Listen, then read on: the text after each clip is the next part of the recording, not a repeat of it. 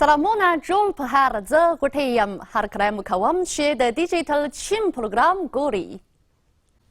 اوس په بیجینګ کې د چین د دوو مجلسونو سکنۍ غونډې روانې دي چې دغه دوی غونډې چین ته د نړیوالو د لید کړکۍ هم بلل کیږي.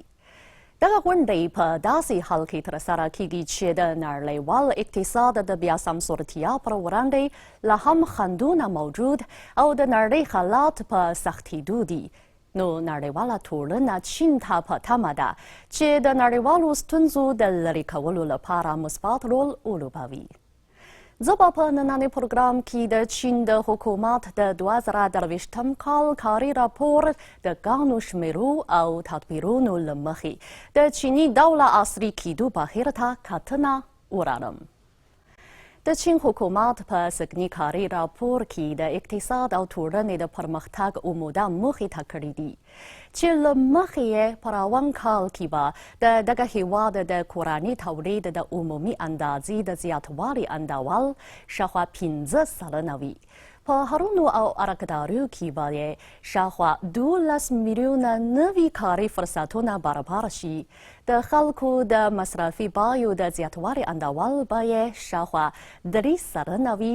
د وګړو د ګټو د زیاتوالي اندول به یې په بنسټیزه توګه د ملي اقتصاد د زیاتوالي له اندول سره برابر وي. وارداتي او صادراتي چارې به یې ثابتې او ښې پیاوړې شي. نړیوالې ګټې او لګښتونه به یې هم برابر وي او په همدې کال کې به په چین کې د غلو دانو تولیدي اندازه له 650 میلیاردو کیلوګرامو څخه زیاته وي.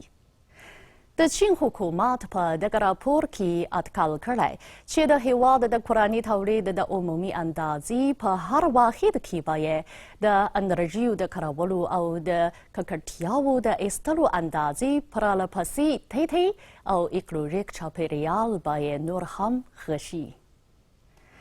په دغه راپور کې د چین د ښه کیفیت لرونکي پرمختګ د پیاوړتیا په اړه هم ډول ډول تدبیرونه او تګلارې ټاکل شوي چې دلته به یې ځینو ته اشاره وکړم.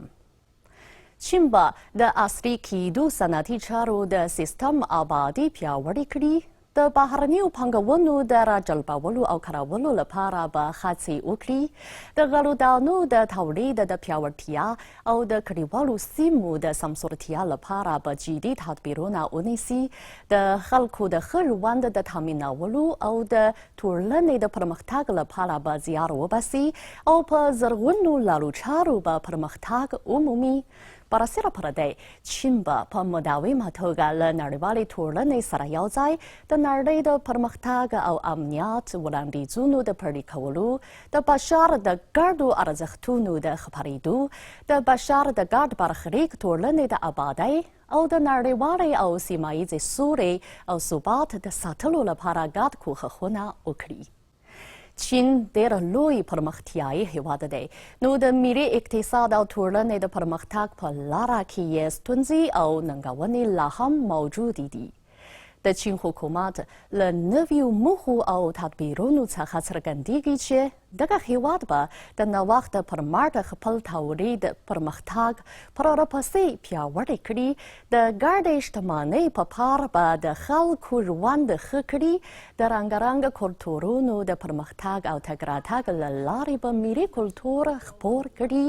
د زرګون پرمختګ په مفکورې به مخته ولاړ شي او ایکولوژیک چاپیریال به وساتي او د ټول شمولیت او همکاریو له لارې به له نړۍ سره یوځای د بشر د ګډ برخلیک ټولنه آباده کړي.